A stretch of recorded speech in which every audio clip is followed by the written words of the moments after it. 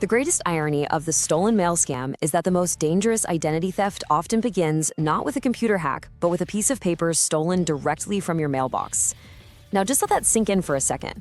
In this age of crazy complex cyber warfare, you're told to worry about phishing links, data breaches, and sophisticated hackers from halfway across the world. But what if the biggest threat to your entire digital life isn't a line of code, but that flimsy, unlocked door on a metal box at the end of your driveway? Today, we're going to pull back the curtain on this shockingly low-tech path to absolute digital ruin. And really, that sentence says it all, doesn't it? It points to a huge shift in criminal thinking. They've figured out they don't need to be some kind of hacking genius to ruin you financially. Nope, they just need to be opportunistic. Why bother spending months trying to crack a bank's encryption when they can just stroll up to your house and take the key? They're trading in complex, high-tech attacks for simple, low-tech theft. And as we're about to see, it is working brilliantly. So in this explainer, we're going to do a full forensic deconstruction of this entire system piece by piece. Our goal is to show you exactly how it works, why it works, and maybe, most importantly, how to make yourself completely immune to it.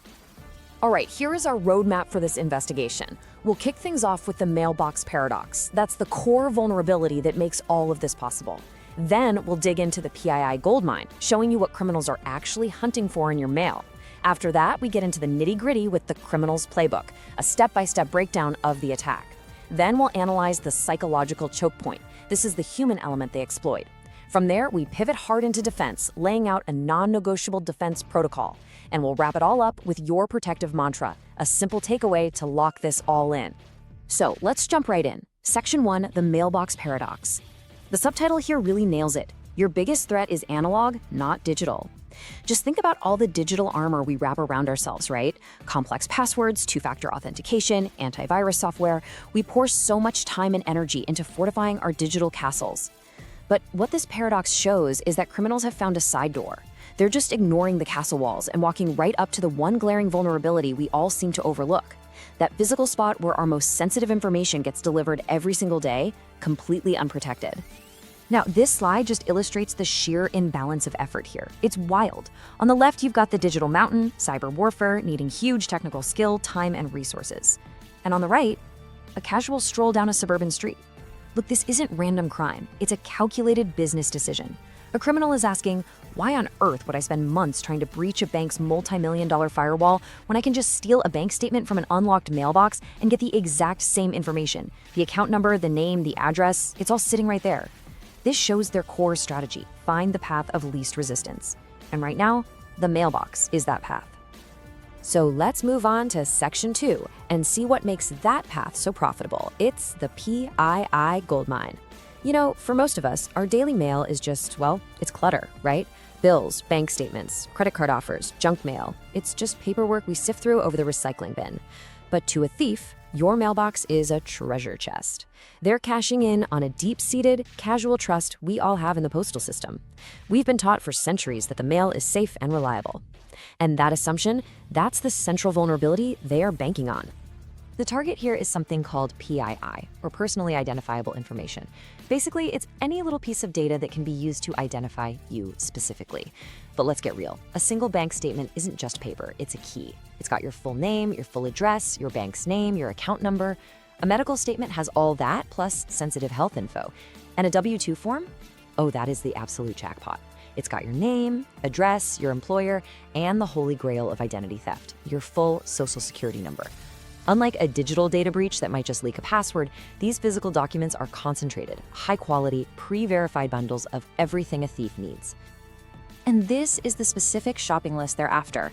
Bank statements and credit card offers give them account numbers.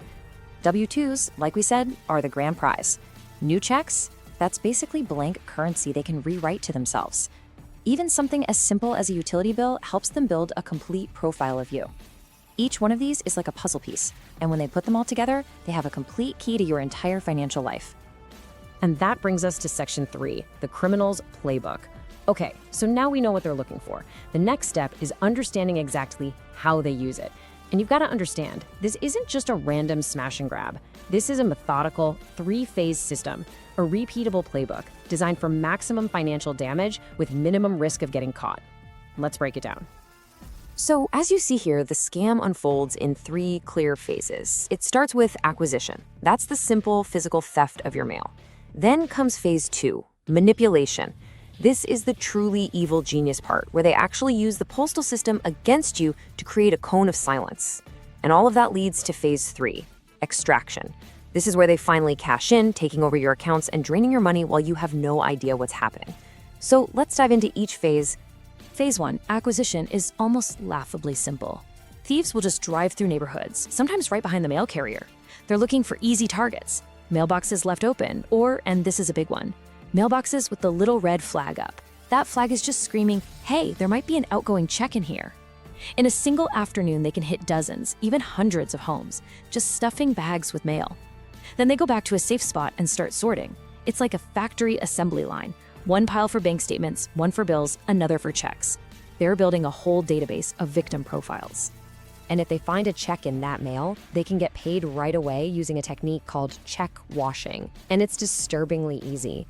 They use common household chemicals like acetone from nail polish remover to literally dissolve the ink you wrote on the check. The only thing left is the pre-printed routing and account number.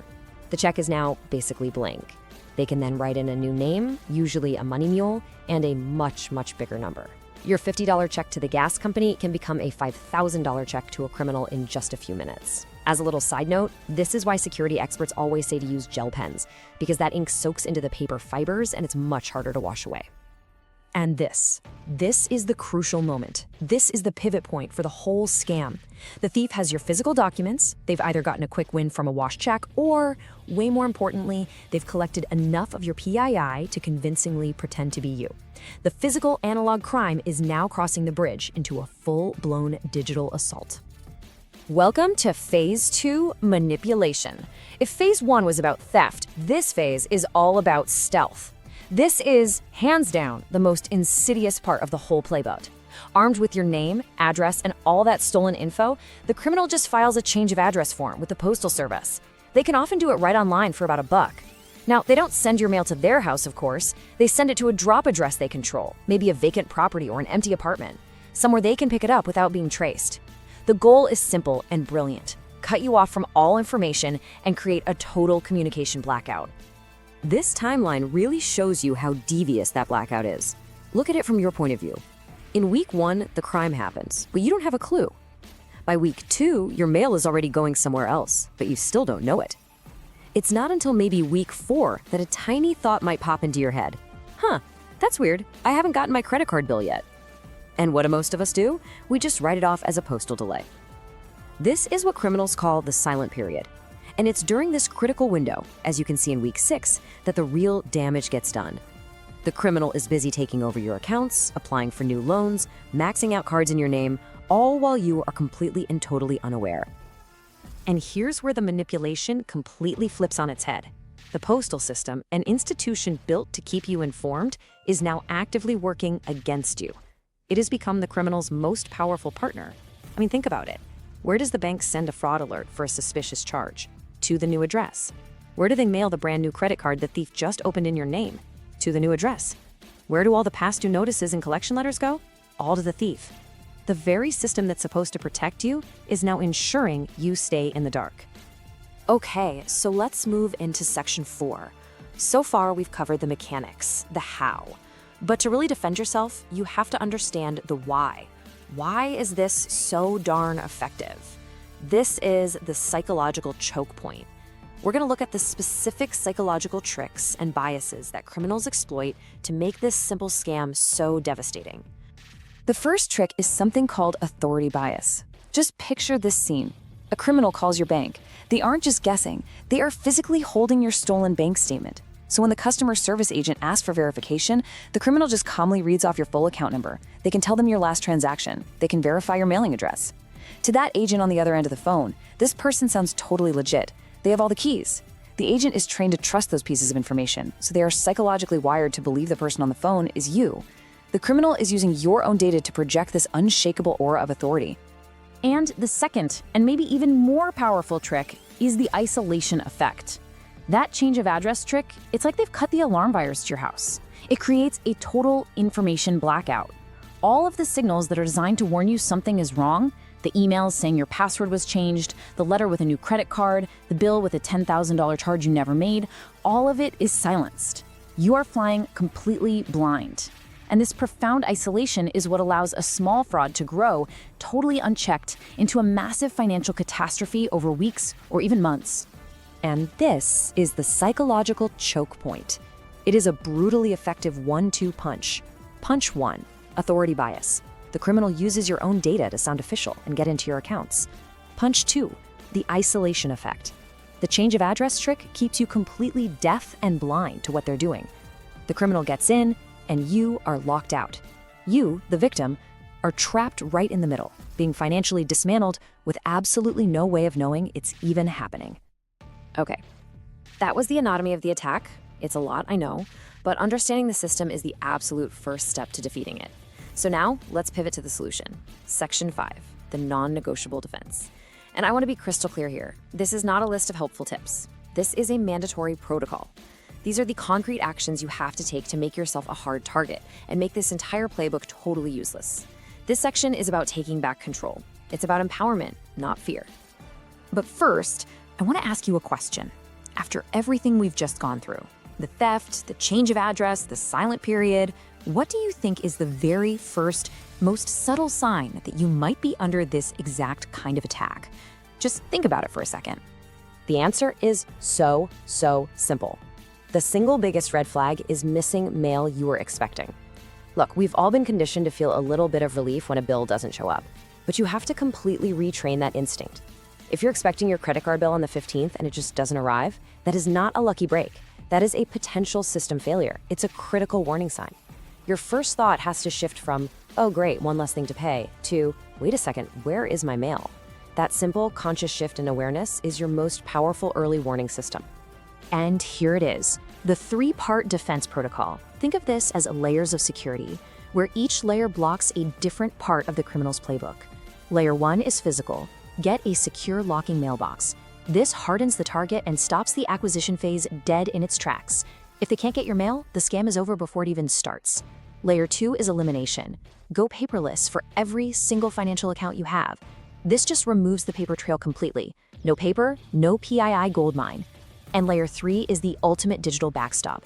Place a permanent credit freeze. This creates an impenetrable digital barricade that stops the extraction phase cold. So let's be super precise about what a credit freeze is, because it's totally different from a fraud alert. An alert is reactive. It just puts a little flag on your file. A freeze is proactive. It is a lock. You are telling the 3 major credit bureaus, that's Equifax, Experian, and TransUnion, that they are not allowed to give your credit file to anyone without your direct permission. You have to do it with all 3. This means even if a thief gets your name, your address, and your social security number, when they try to open a new credit card, the lender can't pull your credit, and boom, the application is denied on the spot. It is the single most powerful tool to stop this kind of fraud. It's free, and you can temporarily thaw it with a PIN anytime you actually need to apply for credit yourself. And finally, here is your emergency action plan. If you see that big red flag, if your mail suddenly stops arriving, your first move is to find the phone number for your local post office branch. Don't call the national 1-800 number, call the specific office that handles your mail route. You're going to talk to the postmaster and ask one simple question. Can you please verify the mailing address you have on file for me? If they read back an address that is not yours, you know a fraudulent change of address has been filed. At that point, you immediately go into recovery mode, and your very next call is to place that credit freeze we just talked about. And that brings us to our final section, your protective mantra. We've gone through a lot here. We've taken apart the threat, and we've built up the defense. Now let's just boil all of that complexity down to one core, unforgettable principle. This is the key lesson from this whole explainer. Digital identity theft begins with physical laziness. We just can't protect our incredibly complicated digital lives, our online banking, our credit, our social media, if we are lazy about our simple analog security. The strongest password on the planet means absolutely nothing if your W-2 form is just sitting in an unlocked box on the street. The entire security of your digital self is anchored to the physical world. And so we end with this. This is your protective mantra. It's the 3 non-negotiable actions that sum up everything we've talked about. Lock your mailbox to harden the physical target, shred your sensitive paper documents before you throw them out to destroy the data, and freeze your credit to build that final digital wall. Lock, shred, freeze. These 3 simple habits are the most powerful defense you have against this low-tech, high-impact threat. Thank you for joining this explainer.